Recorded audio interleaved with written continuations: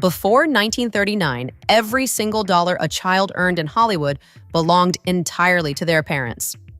This wasn't a partial arrangement or a trust fund setup, but a total transfer of wealth where the child had no legal claim to their own labor.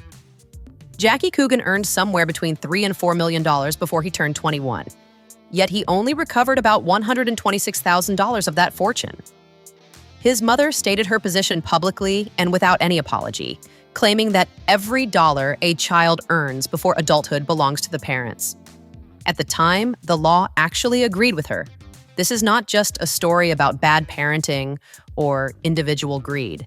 The reality was that the entire system was constructed to work exactly this way.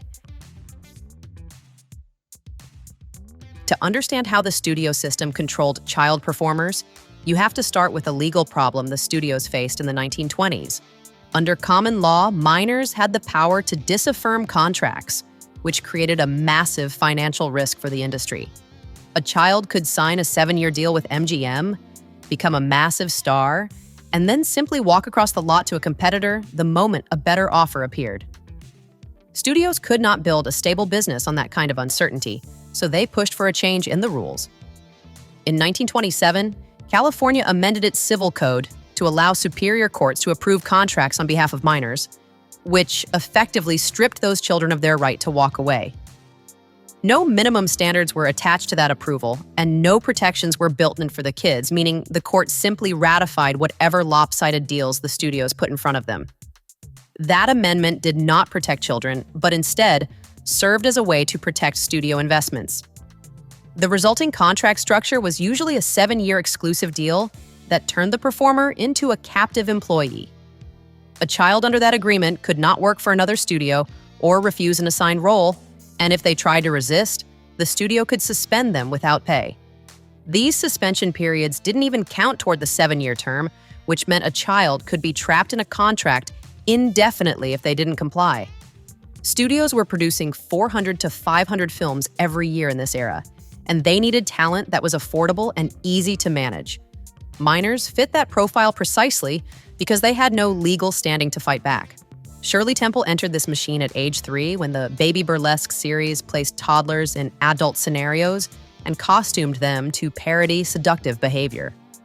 By age 6, she was the top box office draw in the world, but her image and her emotional output were managed strictly as production resources. Her earning power was tracked and optimized by the studio, then quickly depreciated the moment adolescence made her less commercially useful to the bottom line. Jackie Coogan had gone through this same process a decade earlier when he starred alongside Charlie Chaplin in The Kid at age 7. All of his earnings flowed directly through his parents, and when he finally sued in 1938 at 23 years old, the amount he recovered after legal fees was only a tiny fraction of what he had generated. His mother's public defense of this arrangement wasn't based on shame, but on the doctrine that the child was essentially parental property. The reality of the studio era was that executives didn't just tolerate child performers, but they strategically preferred them. A minor could not negotiate from a position of strength, and their parents could be kept on a small stipend to make them financially dependent on the studio. This legal vulnerability created maximum contractual leverage at the lowest possible cost. In the accounting logic of the time, children were long-term assets with low acquisition costs and predictable schedules. The contracts bound the body, and what the studios did next targeted the mind. Judy Garland arrived at Metro-Goldwyn-Mayer when she was only 13 years old, and the studio immediately looked past her obvious talent to focus on her physical appearance and her grueling work schedule. To keep her thin and energetic during shooting days that often lasted 18 hours, MGM doctors administered amphetamines, then used barbiturates to force her body into sleep once the cameras stopped rolling.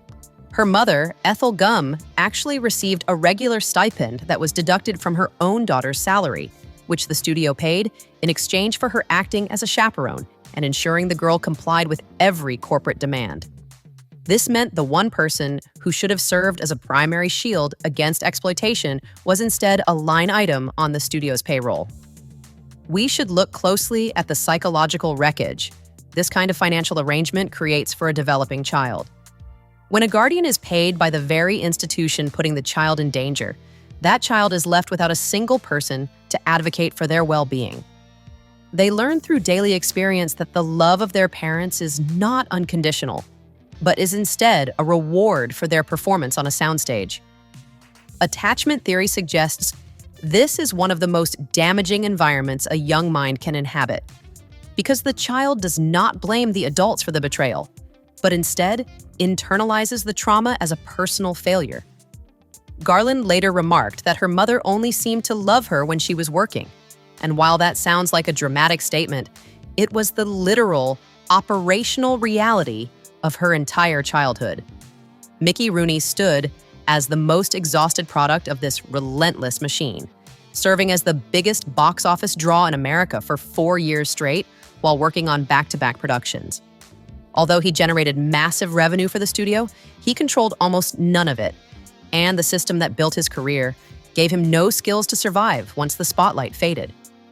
He eventually left the studio era financially broken and psychologically lost, having never learned how to live a life where he wasn't the center of a massive commercial production.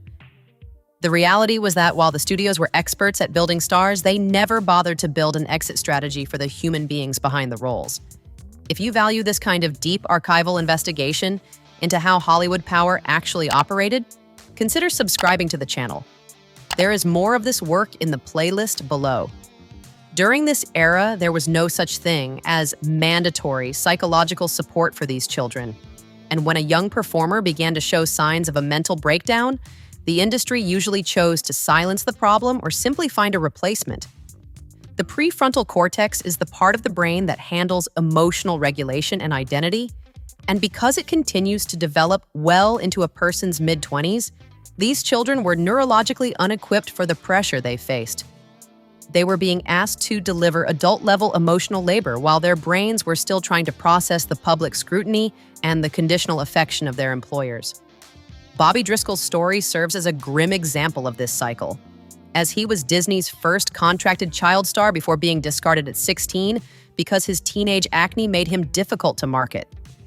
By the time he was 31, he was dead, and his body was discovered in a New York City tenement where he remained unidentified for over a year. The industry had documented the damage it was doing for decades, but the real question was whether anyone with the power to change the law would actually step in to stop it.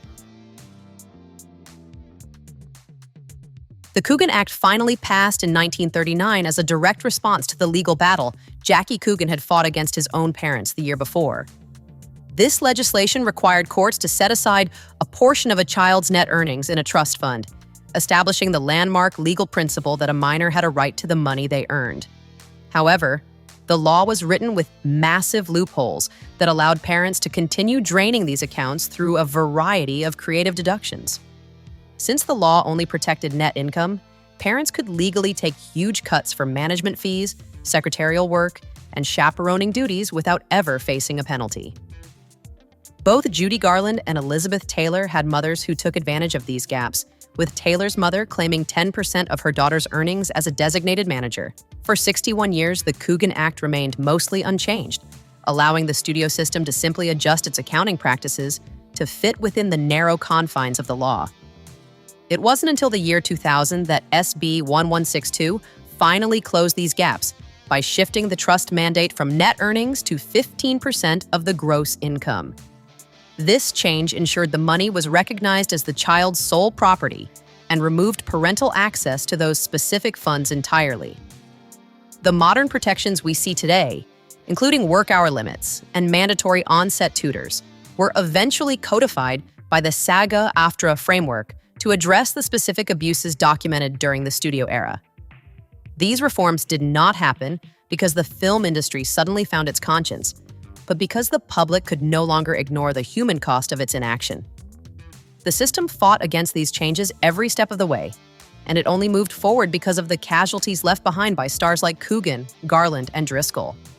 Today, the same economic logic that made children profitable in the 1930s has migrated to family-run social media channels, proving that while the legal landscape has changed, the underlying incentive to exploit young talent remains exactly the same. Hollywood did not fail these children by mistake. because the studio system was engineered to extract value from them, and it functioned exactly as intended. If you want more archival investigations into the mechanics of industry power, subscribe and check out the related episode linked below.